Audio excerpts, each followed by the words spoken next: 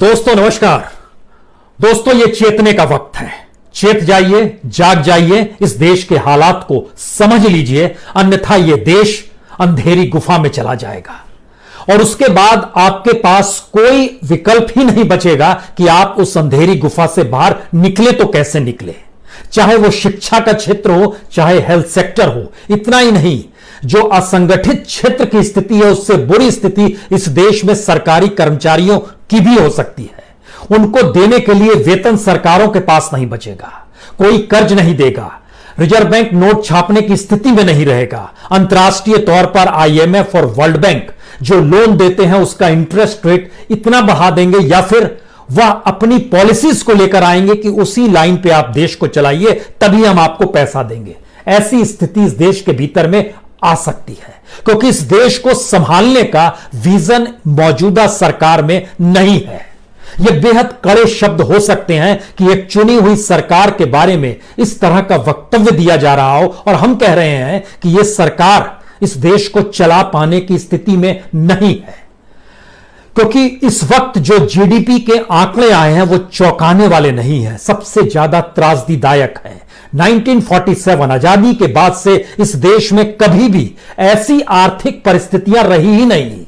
चाहे आजादी के तुरंत बाद पाकिस्तान को लेकर जो संघर्ष करना पड़ा हो, या फिर 1962 में चीन के साथ युद्ध हुआ हो, या फिर बांग्लादेश वार हो, इमरजेंसी हो, इकोनॉमिक क्राइसिस आया हो, या फिर स्लोडाउन आया हो 2008 में, कभी ऐसी स्थिति नहीं आई। और इस स्थिति के पीछे सिर्फ महामारी नहीं है जिसको कि ईश्वरीय शक्ति का जिक्र इस देश की फाइनेंस मिनिस्टर करने से नहीं चूक रही है। यह बसरा ईश्वरीय नहीं है, आप संभाल पाने की स्थिति में इस देश को नहीं है, इसीलिए यह देश धीरे धीरे अंधेरी गुफा में समाते चला जा रहा है। चेहरे पर मुस्कान, पार्लियामेंट के भीतर उत्साह, भाषण में ताजगी और मनोरम चीजों से देश के सामने खुद को प्रस्तुत करने भर से यह देश उजियारे में नहीं आएगा। जीडीपी के आंकड़े जो एनएसएन अभी तुरंत जारी किए हैं वो बताते हैं कि हमारी जीडीपी जो है 23.9% नेगेटिव में चली गई है। यानी ये श्रिंक जो हुआ है जीडीपी का, वह आजादी के बाद से पहली बार इतना है। जीडीपी का मतलब जो आप समझना चाहते हैं उसको इस रूप में भी समझ लीजिए कि पूरे साल जो भी आप सामान और जो भी सर्विस, उसकी जो पूरी वैल्यू होती है उसको जीडीपी में एक एनालिसिस किया जाता है। जैसे कोई बच्चा परीक्षा देता है तो उसकी जब मार्कशीट आती है तो पता चलता है कि वह किस सब्जेक्ट में कमजोर है। और इस क्वार्टर की यानी अप्रैल मई जून लॉकडाउन के वक्त की जीडीपी ने बताया है कि हम किसी भी सेक्टर में पॉजिटिव नहीं है। कहीं पॉजिटिव है तो वह एग्रीकल्चर सेक्टर में, जिसमें किसानों के लिए इस देश ने कभी कोई काम किया ही नहीं।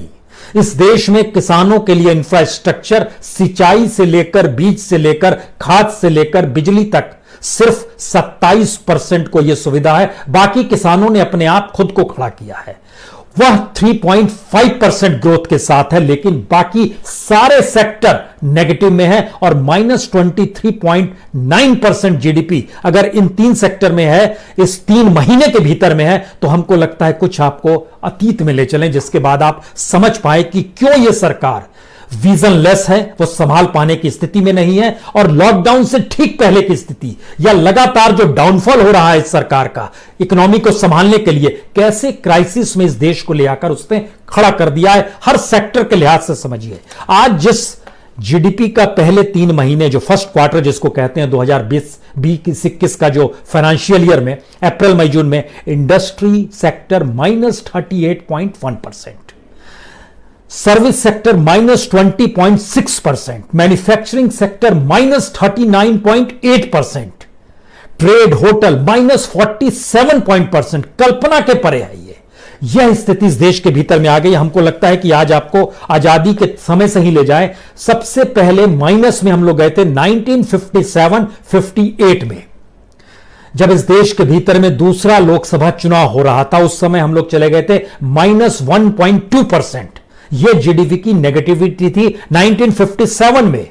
उसके बाद 65 में आइएगा तो -2.6। ये ठीक उसके बाद जब युद्ध हुआ था चीन और उसके बाद लाल बहादुर शास्त्री जब इस देश के प्राइम मिनिस्टर बने थे और जिस 1965 में जो पाकिस्तान के साथ वार हुआ था उस समय हमारी इकोनॉमी नीचे गई थी और -2.6% जीडीपी हो गई थी। उसके बाद 72-73 जब इंदिरा गांधी ने गरीबी हटाओ का नारा बुलंद कर दिया था क्योंकि जीडीपी नीचे जा रही थी, उनको डाइवर्ट करनी थी चीजें, उस समय -0.6 जीडीपी हो गई थी। उसके बाद आइएगा तो 79-80 जो सबसे क्राइसिस का वक्त माना जाता है इस देश के भीतर में, -5.2% 79-80 में। उसके बाद से कभी ऐसी स्थिति जब आई हो तो वो माइनस में नहीं आई। 1991 में जब इस देश में इकोनॉमिक रिफॉर्म हो रहा था उस समय 1.4% जीडीपी थी जो सबसे लोएस्ट थी, और उस समय भी आईएमएफ और वर्ल्ड बैंक ने जो लोन दिया था, उस समय पीवी नरसिम्हा राव थे और मनमोहन सिंह उस समय फाइनेंस मिनिस्टर थे, और उन्होंने इकोनॉमी को पटरी पर लाने के लिए जो काम शुरू किया उसके बाद से कभी नेगेटिव में हम लोग नहीं आए। आपके भीतर यह सवाल होगा कि नेगेटिव में तो इसलिए आए हैं कि कोरोना वायरस है, हम उसका सच भी आपको आज बताएंगे। 1991 के बाद 2001 में जब अटल बिहारी वाजपेयी थे उस समय सबसे कम जो हमारी जीडीपी गई थी वो 3.9% गई थी। उसके बाद 2011-12 में जब इस समय मनमोहन सिंह की सरकार थी, घोटालों का जिक्र हो रहा था, तब जीडीपी 5.5% गई थी। उसके बाद जब प्रधानमंत्री मोदी बन गए और इकोनॉमी को उन्होंने बोलना शुरू किया कि हम शानदार इकोनॉमी के साथ खड़े हैं और हम हार्ड नहीं हार्डवर्क को जोड़ देते हैं, तो उसके बाद की स्थिति क्या होती चली गई। हमको लगता है कि सबसे बेसिक पॉइंट समझिए, 2018 के फर्स्ट क्वार्टर में 8.2% जीडीपी थी जो मैक्सिमम थी, लेकिन उसके बाद से घटनी शुरू हुई।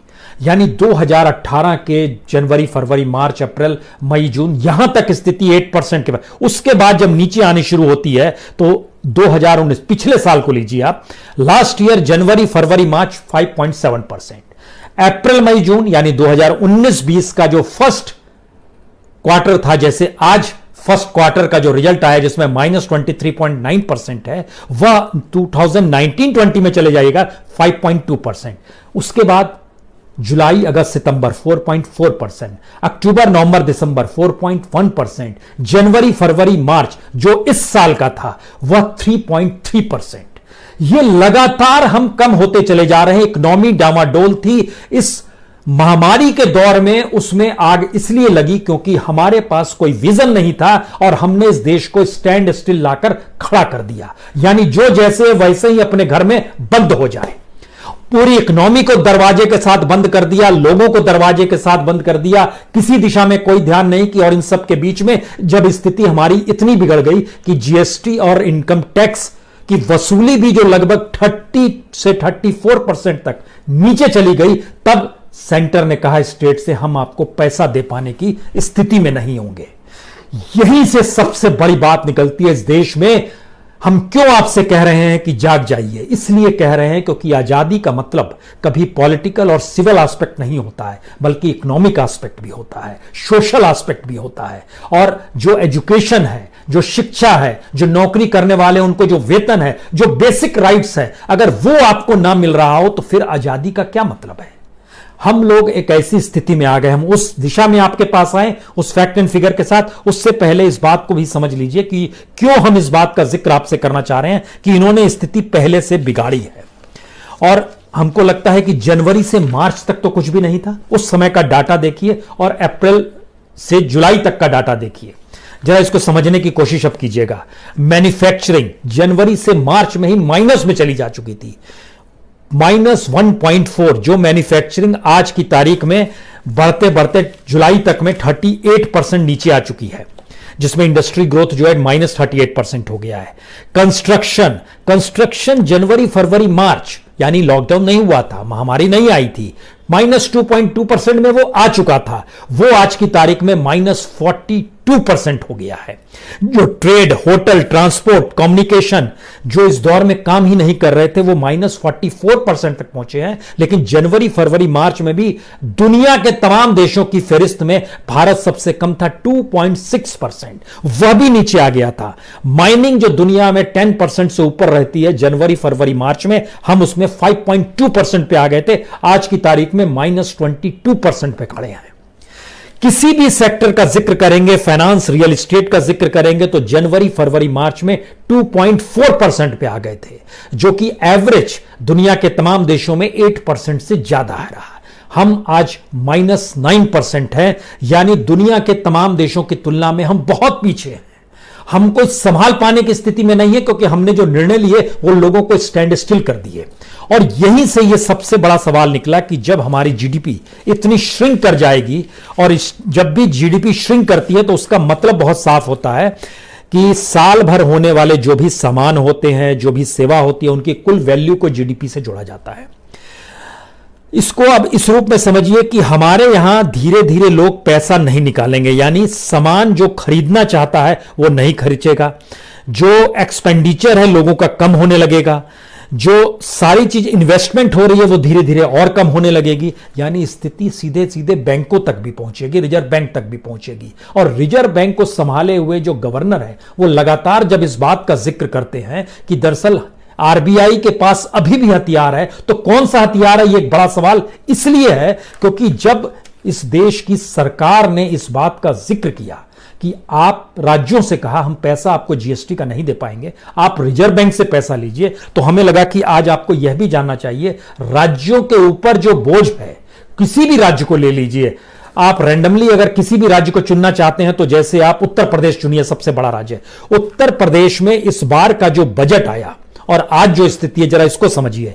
उत्तर प्रदेश के ऊपर लगभग उसकी जीडीपी का 28.8% उस पर कर्ज है, और जब इस साल का बजट रखा जा रहा था तो उसके खाते में -53,195 करोड़ यानी 53,195 करोड़ वो पहले ही खर्च कर चुका था। बजट आने से पहले तो नेगेटिव में चल रहा था। उसने जो पूरा रेवेन्यू जोड़ के बताया कि हमारे पास इस साल इतना पैसा आएगा, उसने बोला हमारे पास पैसा आएगा 4,25,000 करोड़, और एक्सपेंसेस जो उसने दिखाए अपने तौर पर वो दिखा दिया 5,13,000 करोड़ का, यानी एक्सपेंसेस जो थे वह भी लगभग 90,000 करोड़ रुपए ज्यादा बजट में ही जिक्र था। और इस बीच में जब यह शुरुआत हुई, लॉकडाउन की स्थिति शुरू हुई, उसका रेवेन्यू जो 4,25,000 करोड़ का उसने बजट में दिखाया है वह घट के 3 लाख करोड़ से भी नीचे जा रहा है। कहां से पैसा आएगा? एक्सपेंस कम कर पाने की स्थिति में नहीं है, क्योंकि एक्सपेंडिचर सरकार के हों या फिर इस महामारी से लड़ने के लिए लगभग 13% एक्सपेंडिचर सरकार का खर्च हुआ है, वह भी एक्सपेंडिचर कहां से पैसा आएगा? कोई रेवेन्यू का स्टाइल ही नहीं है।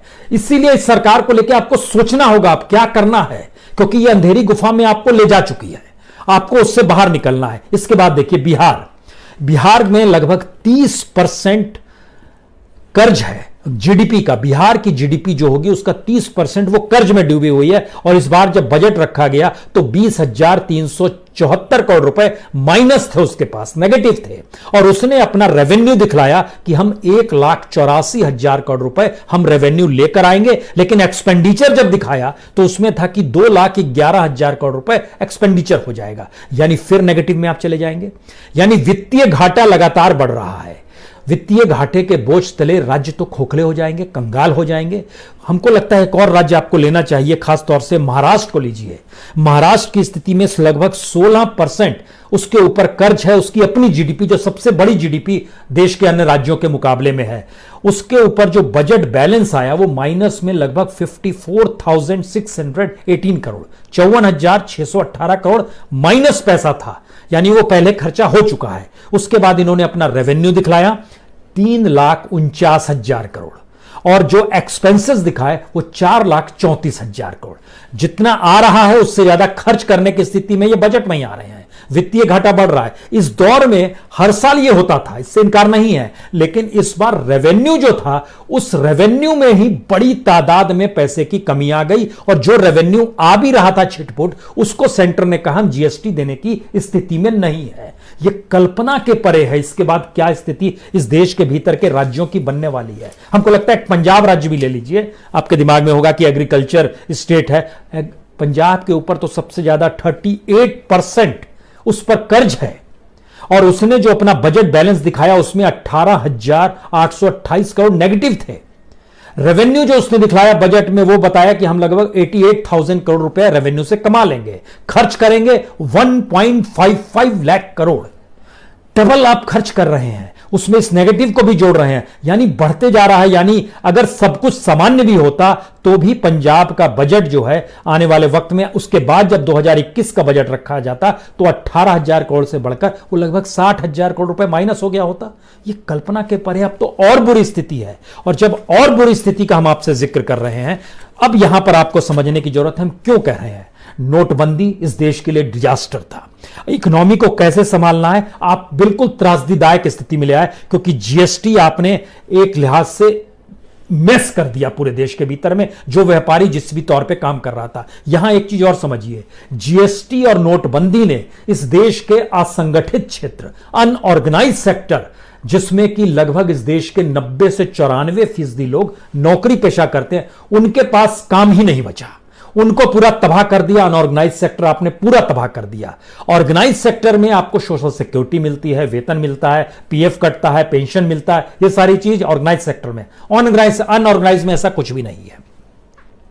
यहां पर आपको यह भी समझना होगा कि ये जो आज डाटा आया है -23.9%, ये ऑर्गेनाइज सेक्टर का है। अनऑर्गेनाइज सेक्टर का डाटा आ जाएगा तो हो सकता है ये -50 के नीचे चला जाए। यानी इस देश को कैसे चलाया जा रहा है, किस रूप में ये देश अपने तौर पर चल रहा है, कोई चला नहीं रहा है। तो ऐसे में जिस सरकार को आपने चुना है उसी ने इसको मेस में क्रिएट कर दिया। और जब हम आपसे बार बार इस बात का जिक्र कर रहे हैं कि ऐसी परिस्थिति आ गई है, तो हमको लगता है कि जिम्मेदारी राज्य सरकारों की होती है कि वो अपने नागरिकों की जो सामाजिक आर्थिक जो बेसिक जरूरतें हैं उसको तो पूरा करें। उसके लिए स्टेट के पास पैसा नहीं है।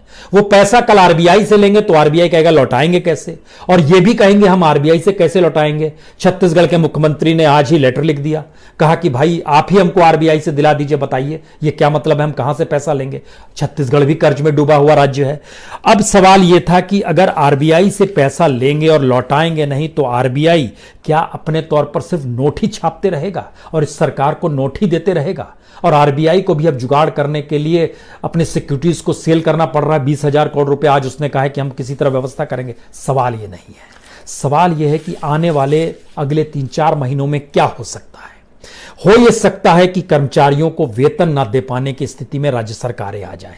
हो सकता है एम्प्लॉयमेंट गारंटी योजना जो इस देश में चल रही है पूरे तरीके से ठप हो जाए। अभी तो ठप होने की स्थिति में आ रहे, पूरे तरीके से राइट टू फूड कोई मायने नहीं रखेगा। ये मिड डे मील तक देने की स्थिति में सरकार नहीं आ पाएगी। उसके लिए अभी भी अच्छा है, आज की बात जब हम कर रहे हैं तो इस देश में मिड डे मील वाले स्कूल नहीं चल रहे हैं, वहां पर भोजन नहीं, जबकि उसका बजट जो है लगभग 11,000 करोड़ का बजट है, वह भी कर पाने की स्थिति में सरकार नहीं आ पा रही है। तो फिर इन जगहों से इस रूप में पैसा बचाएंगे या फिर इस देश के हवाई अड्डे को, रेल को, बंदरगाहों को सबको बेचकर पैसा कमाएंगे, बैंकों को आप सेल करके पैसा कमाएंगे, कैसे चीजों को करेंगे। आपने जितने भी बात डिसइन्वेस्टमेंट में की थी, खरीदार नहीं मिल रहे हैं, कोई पैसा नहीं दे रहा है, तारीख दर तारीख आप बढ़ा रहे हैं, किसी तरीके से अपने आप को सांत्वना दे रहे हैं, फिर भी ये सरकार को क्यों रहना चाहिए और इसका अल्टरनेटिव हमें क्यों नहीं अब खोजना चाहिए। हम इस बात का इसलिए जिक्र कर रहे हैं क्योंकि आप लोगों से चीट कर सकते हैं। जैसे आपने कहा 20 लाख करोड़ रुपए हमने इस महामारी के दौर में एक पैकेज दिया है। यकीन जानिए ये सिर्फ ऐलान हुआ है, पैसा नहीं दिया गया है। जिस एवज में पैसा, चाहे वो एमएसएमई का ही जिक्र कर लीजिए जहां लगभग 3 लाख करोड़ देने का जिक्र था, एमएसएमई संभाले हुए लोगों से बात कीजिए, वो खुद ही बता देंगे नहीं मिला है पैसा।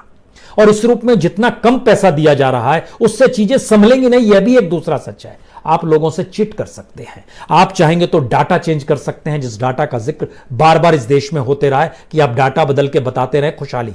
इस बार शायद यह डाटा इसलिए नहीं बदल पाए क्योंकि इकोनॉमी डाटा बदलने से ठीक नहीं होगी।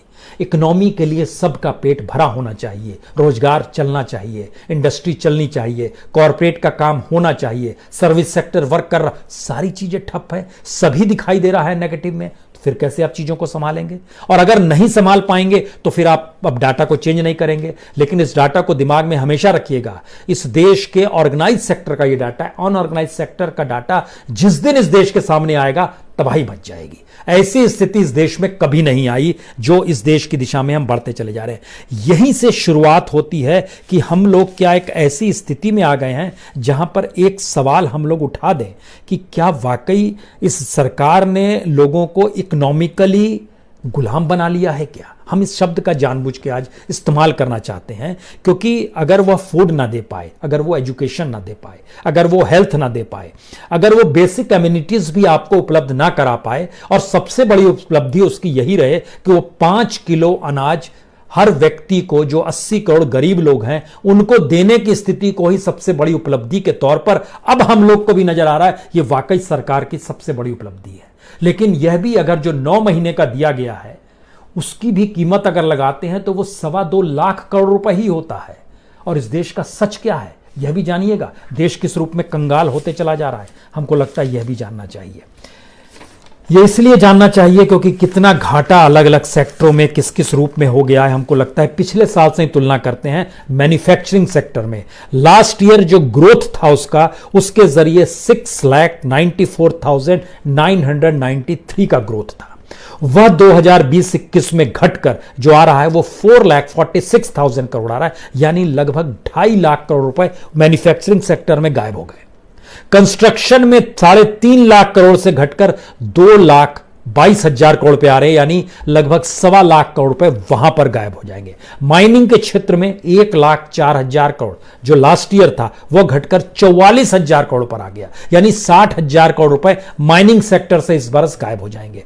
अगर यह स्थिति धीरे धीरे, और खासतौर से हमको लगता है ट्रेड, होटल, ट्रांसपोर्ट, कम्युनिकेशन और जो ब्रॉडकास्टिंग का इलाका जो है ना, जो चैनलों के दायरे में भी आते हैं, उसको भी जोड़िएगा तो तकरीबन लास्ट ईयर 8,06,915 करोड़, ये लास्ट ईयर का डाटा है। इस बार का ग्रोथ वो घट के 5,22,881 करोड़, यानी 2,84,000 करोड़ जो है वो माइनस होते चला जा रहा है। हमारे पास कहां चीजें बच पा रही है, इकोनॉमी आप संभाल नहीं पा रहे हैं। जो पैसा आना चाहिए वो अब आएगा नहीं, खर्च जो करने की स्थिति में है आप उसको रोक लगा पाने की स्थिति में नहीं आ पा रहे हैं, क्योंकि आपके पास कोई ऐसा विजन नहीं है। अब आप लाल बहादुर शास्त्री को याद कीजिए, जो कहते थे एक वक्त का उपवास कर लेते हैं क्योंकि अभी तो लड़ाई लड़नी है, और जय जवान जय किसान का यह यूनिटी भी हमारे देश के भीतर में मौजूदा वक्त की सरकार के कहने पर कैसे होगी, क्योंकि यह सरकार तो खुद ही रईसी में खोई हुई है। इसकी चकाचौंध जो है वो अद्भुत है। उसको कोई शर्म नहीं है कि हम इस रूप में कैसे जी सकते हैं। इस देश की स्थिति जब एक कंगाल परिस्थिति में पूरा देश जा रहा है तो भी आप रईसी में जिएंगे। पार्लियामेंट शुरू करने वाले हैं, जो सबको पता है कि पार्लियामेंट डबल शिफ्ट की अब चलने वाली है। एक शिफ्ट में अगर चलती थी तो 2.6 लाख रुपीज उस पर खर्च होते हैं, 2,60,000 रुपए। आप कहीं भी राशनिंग नहीं कर पाते हैं, कोई आपके पास विजन नहीं आता है कि आपको जिंदगी कैसे जीनी है, इस देश को कैसे चलाना है। सारी चीजें, स्थिति लगातार आपके हाथ से निकलती जा रही है। समझने की जरूरत बहुत ज्यादा होती चली जा रही है कि आपको करना क्या है और कैसे करना है। कुछ उपाय जो बार बार इस देश के भीतर में आते हैं कि इकोनॉमी को अगर आपको संभालना है तो कम से कम डिमांड पैदा करने के लिए पैसा बांटिए। फूड ग्रेन्स जो है 5 किलो से काम नहीं चलेगा, 10 केजी देना शुरू कीजिए। एम्प्लॉयमेंट गारंटी को दुगना कर दीजिए। आप अपने तौर पर जो राज्यों को पैसा है उसको पैसा दीजिए लोगों से। कल से जो शुरू हो जाएगा कि जो EMI आपको देनी थी, ये कमाल की स्थिति है। EMI में आपको अब इंटरेस्ट के साथ देना है, यानी इतने दिन हम लोग स्टैंड स्टिल की स्थिति में थे, जो EMI चुकानी होगी उसमें हमको पैसा देना है। और ये सरकार में फाइनेंस मिनिस्टर कहे कि ईश्वरीय सोच है ऐसी कि इस बार जो महामारी आई है, महामारी से पहले की स्थिति को देखिए, दुनिया के किसी भी देश से तुलना करना शुरू कीजिए, समझना शुरू कीजिए। किसी एक सेक्टर को उठाइए, इंपोर्ट को उठाइए या एक्सपोर्ट को उठाइए, किसी भी देश के साथ जो आपके व्यापारिक संबंध है उसको उठाइए। जब आप एनालिसिस करना शुरू करेंगे तो आप समझ जाएंगे कि 2017 के बाद से इस सरकार के हाथ से इस देश की इकोनॉमी के धागे सारे टूट चुके थे, निकल चुके थे। उसके बाद यह देश अपनी स्थितियों में जी रहा था, अपने तरीके से चल रहा था जो चीज चल रही थी। इस महामारी ने यह काम जरूर किया कि 3 महीने जब इस देश की पूरी तरह बंद कर दिया गया और उसके बाद इस देश को चलाना है तो सबकी आंखों से सारे नूर गायब हो गए हैं। कैसे आप चीजों को संभालेंगे? आजादी के बाद की सबसे विकट आर्थिक परिस्थितियों को जीने के लिए उसी सरकार के हाथों हमको उजाले में आने की सोचना है जिस सरकार ने अंधेरे में पहुंचा। क्या यह संभव है? कैसे संभव है?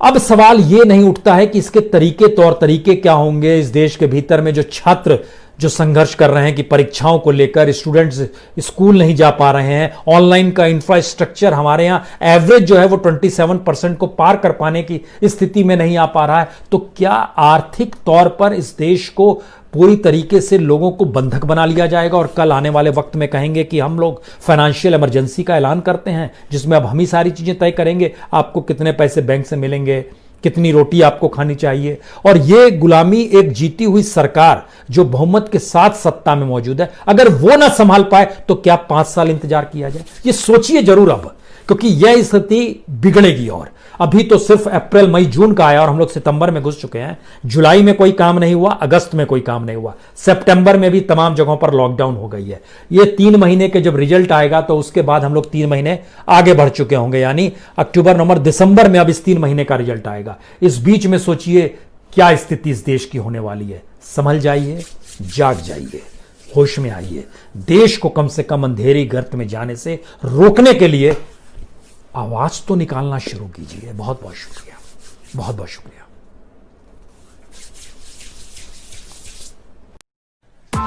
Press the bell icon on the YouTube app and never miss another update.